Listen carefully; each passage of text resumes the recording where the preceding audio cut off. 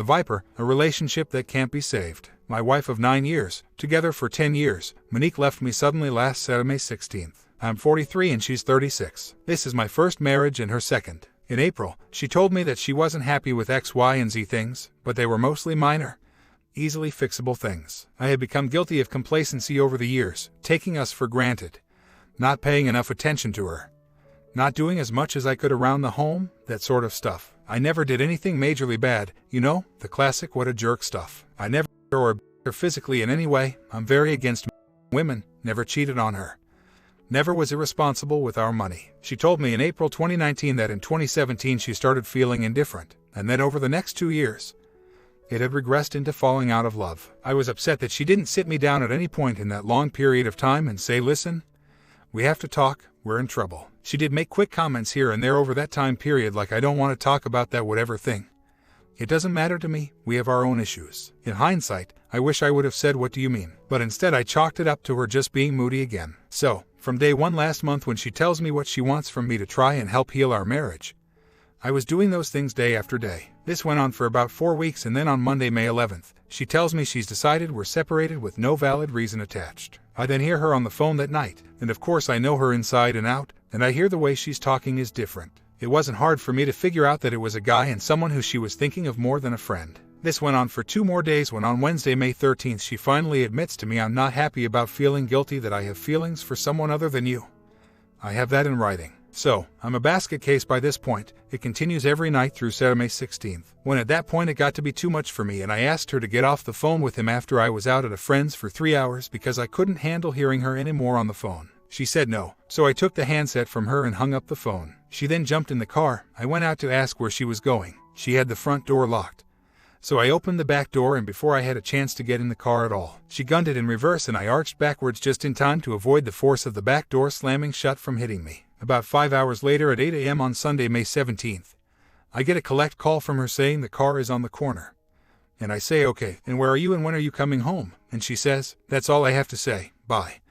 And she hung up. I later found out that a coworker gave her a ride to Albany. Minutes later I checked the phone and it was from Albany Airport. I'm a total emotional wreck at this point on little to no sleep. I still haven't slept more than a few hours per day since she said we are separated.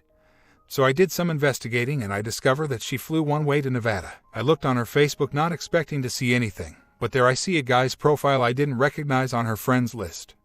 And it says age 36, location, Nevada, and then I knew that was him and that's where she went. She flew out of state to have an affair with another man, and actually tried to hide it from me. That's what she was doing. I then went through 3 days of agony I've never felt, in part due to her not calling or emailing me, no communication at all. Finally, on Wednesday night, May 20th, she calls and tells me that she's in love with this guy and she wants to stay there with him. She's supposedly coming back here on June 6th for a few weeks to wrap things up and pack up her stuff.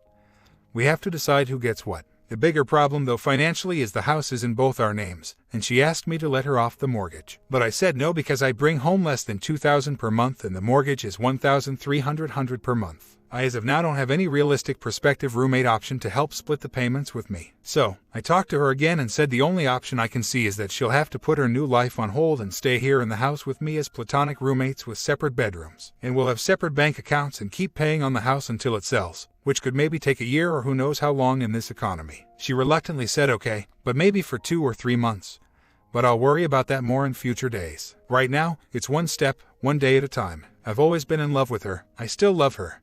I don't know how long it will take me to get over her, and now I'm facing being in the same house with her where she can do whatever she wants and I have no say. And I'd have to act like it's all fine, like as if she was some casual roommate to which I didn't care what they did. She's not being sensitive at all to the emotional grief, loss I'm feeling. She's doing things like this update she put on Facebook yesterday. Monique is home with Alton 20 hours ago from mobile. Mood, finally, happy. We're both still employed at X, but I'm leaving shortly to go work at X instead, because one of her April concerns was that she felt both me and her at the same workplace had hurt our marriage.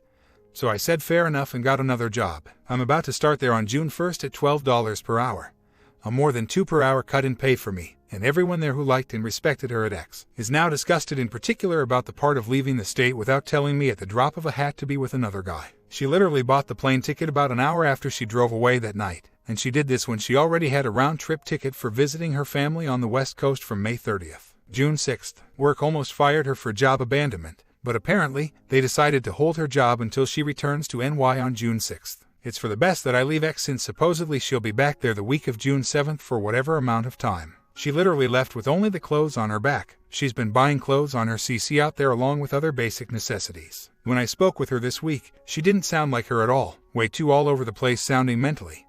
And saying how if the house gets foreclosed that it doesn't matter. Bad credit doesn't matter. All that matters is the heart is happy and free, etc. She's never in 10 years been irresponsible about money before. I know she's feeling a lot of guilt deep down for doing this horrendous thing to me, us.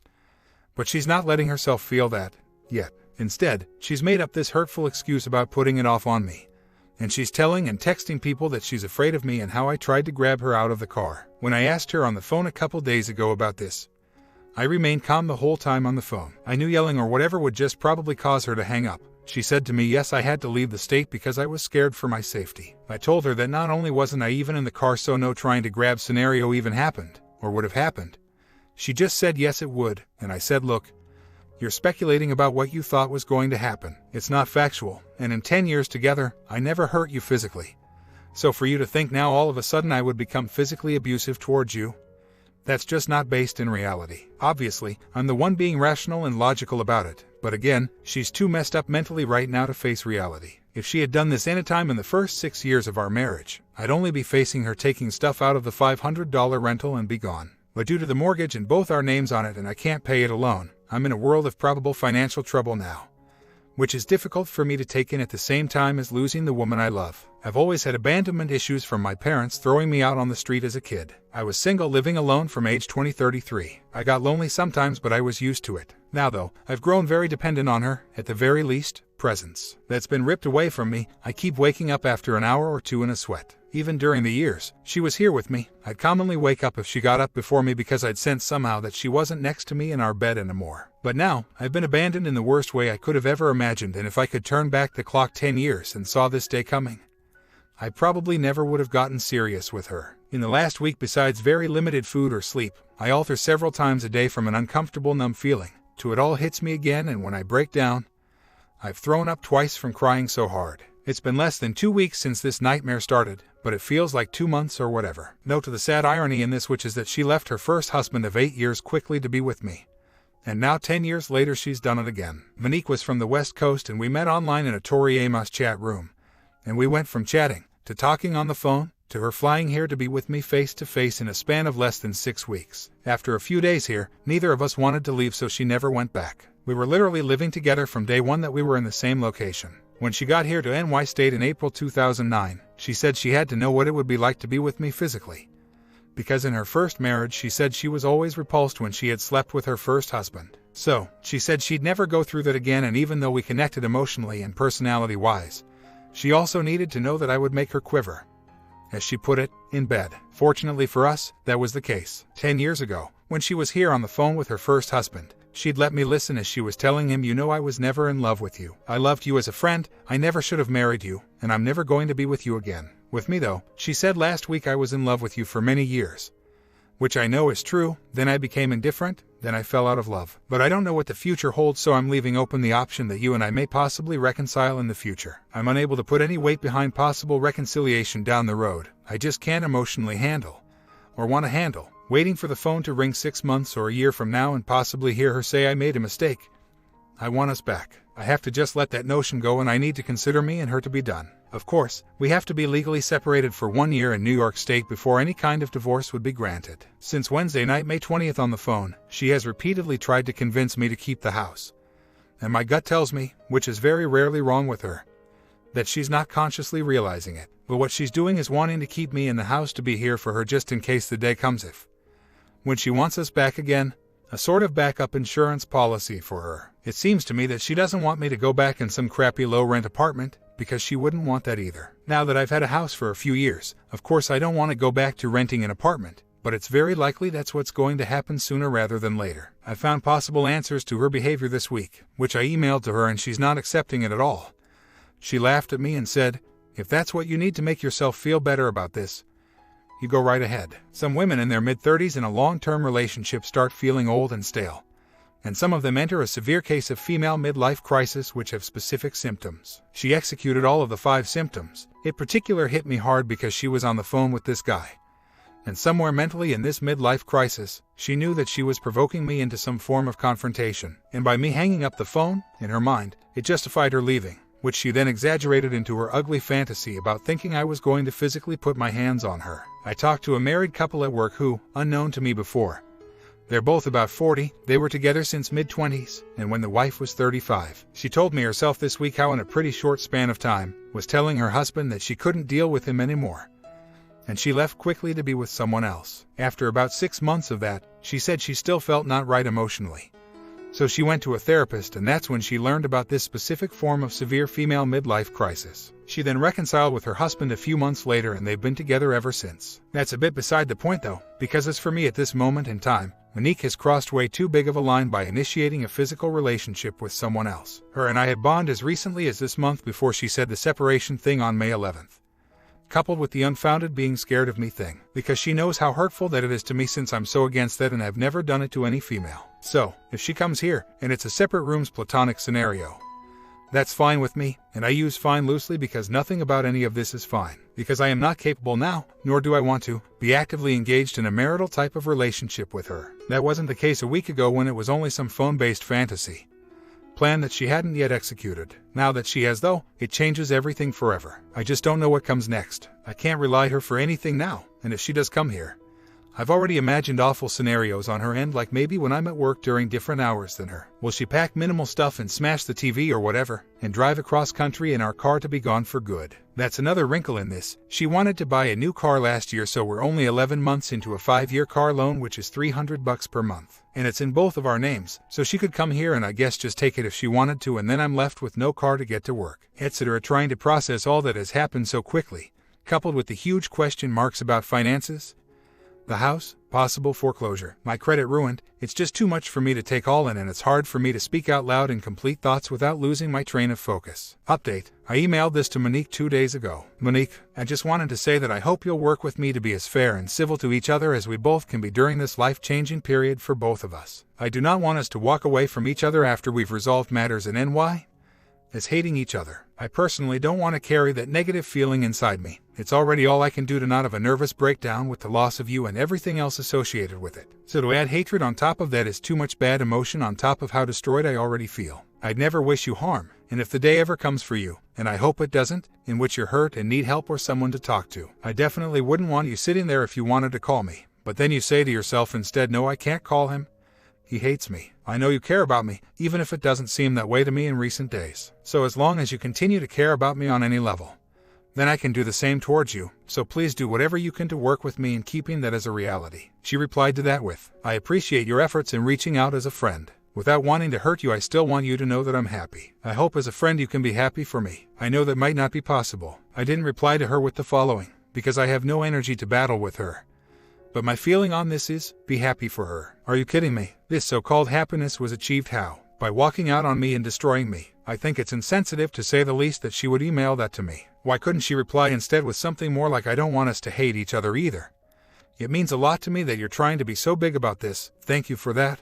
Or anything along those lines. Last week, 3 days before she left, she wrote on paper to me, I'm scared to death to see what happens next, but I soldier on. That is what you do when crap mess up, you spring back. How is she soldiering on? She actually thinks this was a brave thing she did. How does abandoning your husband of a decade, flying across country to another guy, leaving your job, house, cats, real-world responsibilities behind without any warning equal soldiering on? She hasn't been single a day in her life since she was 16. I'm the one left behind alone and with all of this to deal with. I'm the one who in the last week is soldiering on. Monique, on the other hand, as far as I'm concerned, has done an incredibly selfish and cowardly thing. Thanks for the replies so far, but unfortunately, I still have no choice at this time other than to let her back in the house to split bills with me. I know it's going to be a very uncomfortable, sad thing for me to deal with, but I have no financial choice at this point. Without any other roommate option, so far, and it's not looking too good, then I simply have to have another person helping me pay the mortgage and bills. If Monique doesn't stick to her word and do this, then I will lose my house to foreclosure within a few months.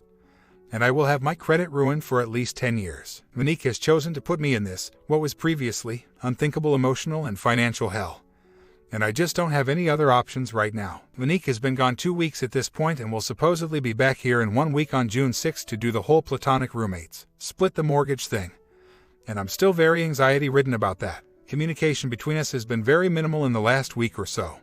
And I know it's because she's out west focusing her time and attention on him instead. So she really doesn't want to talk or think about me and us right now, and I guess I can understand that in some form of dysfunctional way. Yesterday was my last day at my 5-year, 8-month job, and it was really hard. Lots of people saying goodbye to me and saying how awesome I was, and I got a card that tons of people signed for me. I came home a blubbering mess, and since I associated work with Monique so much, I called her cell and was crying as I left her a message since she didn't pick up, just basically saying how hard it was to leave there for the last time, and how I was alone and she wasn't there for that, and how the combination of the loss of her, us, and then leaving my job was just so much to take at once now. I told her she didn't have to call me back or anything, and that I just needed to tell her how I was feeling just then. About an hour later she did call me back, though for less than a minute, asking me if I was feeling any better yet, and I said yes, because after I called her, I was then on the phone with a friend for the last hour. Talking to friends as much as possible has been keeping me somewhat grounded. I thanked her for calling me back, even though I had said in the message that she didn't have to and I didn't even ask her to. So, like her best friend keeps telling me, Monique still cares about me deep down, even though she no longer wants to be in a marital relationship with me. I know there are people on this board who have it worse than me, people who would have gone through what I did yesterday and had an estranged spouse not call them back at all,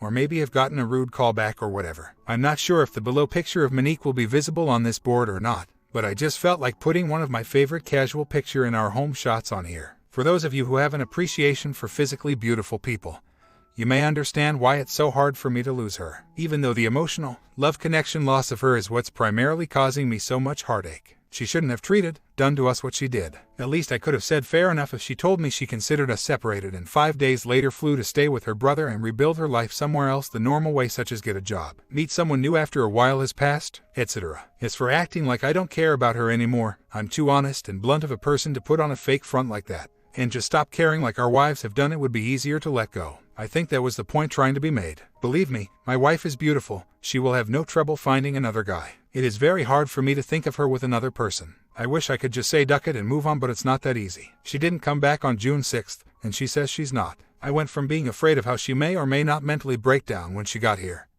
into the last 3 days this awful I'm never going to see her again empty despair. Part of me knows it's probably for the best, but I can't say how much I hate that the last day I saw her on May 16th was that awful night when she sped off in the car. I wanted to take this time now of us selling the house together to wait whatever number of days until she calmed down or whatever, and use that time to honor our shared mutual love for all those years. End it with some relaxed, positive time together doing little things we both enjoyed. What happened is, on Friday, June 5th, the crap hit the fan, because that was one day before coming back here, and she had been in Orlando with this other guy for almost 3 weeks, just using her Visa card for everything. Well, I came home from work to a very angry message from her because Visa put a hold on her card for late payment. So, she told them to take the $2,000 out of the bank, but I had only left $1,000 left in the bank in our joint account for emergency cash if she needed it while she was out there. The rest of the money, about $10,000, I moved under my own new account, since she fled the state without telling me. Then silence for 4 days, followed by telling me she was in love with him. So, everyone I know told me, since we only had a joint bank account, and since she had no desire to be here anymore, that I needed to protect myself and move all that money, since I am the one in this house with an outstanding mortgage that still owes $150,000 on it. I then spent $150 on a lawyer who told me that was my legal right. Plus she agreed, since Monique left the marriage, home, job, etc., that it was the best thing for me to do to ensure that Monique wouldn't clean out the bank account for her new life with him in Nevada. As it turns out, my instincts that this new guy had no money or financial issues were correct. Monique told me they had no cash to drive the 200 or so miles for the airport trip the next day. I asked her if he had family that could just lend them like $30 for gas money, and she called me back and said, not that it's any of your business, but they're all on welfare and trailers. So no, they don't have any cash for us. He apparently had most of his work check garnished or held up due to owing so much in back support for all the kids from the previous 2 marriages he had. So, I then called Monique back early Saturday morning about 5 hours before she needed to be at the airport, caused the night before neither of us thought of an obvious answer, which was that I could Western Union some cash to her. So I sent her $100 at her request for gas and food. She then called me back about 20 minutes after her flight was supposed to have left and claimed she didn't make it to the airport in time. I then told her on Sunday that I'd be willing to buy her a one-way ticket for Monday, since she had to be back at work here on Tuesday or get fired. She then told me she'd only do it if I first paid her credit card bills, which were a total of over $4,000. I said no, that I'd split those bills with her after she showed good faith and came back here and worked to help put money into our house. Until then, she has given me no proof that she'd actually come back, and I'll be damned if I'm going to take almost half the money in the bank to pay her credit card bills. Luckily for me, she opened both credit cards 10 years ago under her name only on the account, and I was just an authorized secondary card holder with the same credit card numbers as her. So, I spoke to both Visa and MasterCard, and they confirmed for me that if she doesn't pay those bills, that they can't hold me financially responsible even though we're legally married, since only her name is on the accounts. She blew me off on Sunday about taking me up on me buying her a plane ticket, and instead on Monday she texted her boss at work. She didn't have the guts to call and speak to him, and just texted him that she quits and isn't coming back. She then emailed me the same thing about not coming back and asked me to send her some of her work clothes and her laptop because she's looking for a job out there. Since she left on May 16th with nothing, she just bought some cheap shirts and jeans at Walmart out there to get by. I agreed to it even though friends here are telling me screw her.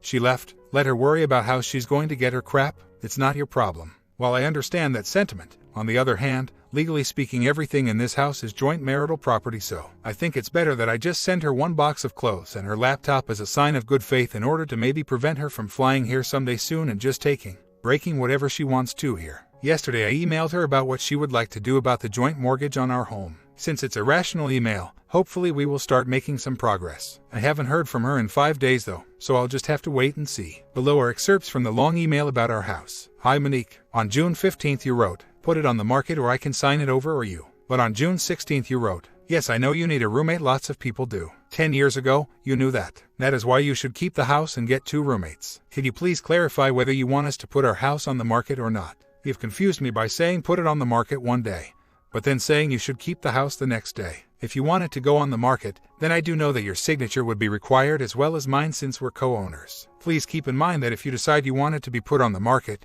that we just have no way of knowing how long it will take to sell. So, if it doesn't sell before when money runs out, you and I will still face likely foreclosure. No more credit or credit cards for 10 years, etc. So, I'm asking you to please reconsider keeping the option open for what I understand you are choosing so far to not want to do for your own reasons, which is coming back here to work some job wherever, just like I would be, to just bring in enough money to keep the mortgage payments up to avoid foreclosure. Ruin credit for both of us until it sells. You are signing the house over to me isn't an acceptable option to me. I don't feel that only I should be worried about 10 years of ruined credit when both of us agreed in 2015 to enter into this mortgage together. I'm not questioning your reasons, Monique, for why you choose what you choose anymore. I've already said all I needed to say to you about my opinions of your choices about what has happened between us up to this point. I'm only asking for some answers about what you want to do with our home. I'm not looking to criticize you on what your answers are or why. I'd like to proceed working our house issue out with you using only rational, non-critical discussion. I also wanted to mention that in the 3.5 years that we were paying the mortgage here instead of still renting, that we paid approximately $800 more per month, which is about $35,000 total. Of course, the main point in owning a home and paying out all that extra money every month in a mortgage is because it's an investment, rather than just throwing money out the window renting. Remember how we used to talk about after 10 years or so, we'd be paying less here monthly in our mortgage, as compared to people renting apartments due to how the cost of living would eventually surpass what our fixed mortgage amount is. Let's say this was happening in 3 years from now instead. The economy and housing market could very well be in good shape at that time. And unlike right now in time when Realtor has told me that this house is only worth what we paid for it, in a few years it could be worth more than $200,000, and since both of our names are on it, we could both theoretically walk away in a few years with a profit of $50,000 or more if we sold then $25,000 each. If we sell now though, we'll only break even, and that extra $35,000 we paid out in the last 3.5 years would have been essentially for nothing. So, from strictly a financial point of view, it doesn't make sense to sell now, other than avoiding possible foreclosure, of course. If somebody I knew who seemed even remotely sound financially wanted to move in here tomorrow, which still could theoretically happen at any point in the future, and was splitting the mortgage with me, basically paying your half, I'd be more than fine with it. I in no way want you to feel forced to be here paying on our mortgage too if you don't have to. If somebody else can do that other than you, that would be fine. I really would prefer if possible that you're not stuck here feeling like you have to do this, and then you'd maybe be feeling unhappy throughout the process. I don't want that for you. If you don't want that for you, honestly, I don't know yet if we can do something like both of us working here and paying the mortgage for a relatively short time, having the house on the market, but then taking it off the market if I were to get a solid roommate. So then you could go back out west if you chose to. The point of that again being in keeping this investment instead of it just being a $35,000 luxury we both had for these few years. I've joined online dating sites a few days ago even though I'm not yet ready emotionally for it. However, it could take months, or more, or less, for me to meet and or click with anyone. I haven't corresponded with anyone yet. I figured though, leave the option open for me since if I were to meet someone, be in a solid relationship for months, and they live in an apartment somewhere locally paying rent, then maybe she could move in here. Sort of like what people did after being together a while. From my standpoint being in a house, if you're a single woman who is looking for someone, I look pretty good on paper. No jokes please about some poor woman having to put up with me. Joking. Since I'm co-owner in a house with a wife who has removed herself from being in the marriage actively. If you have any other ideas or points of view other than what I've presented in this email, please feel free to let me know. If you don't have any other ideas, then is there anything in this email in which you agree with him, or choose to do? My comment, do you think OP is doing the right thing here? Or is he enabling her? Comment down. Part 2 will come very soon after I get some more work done.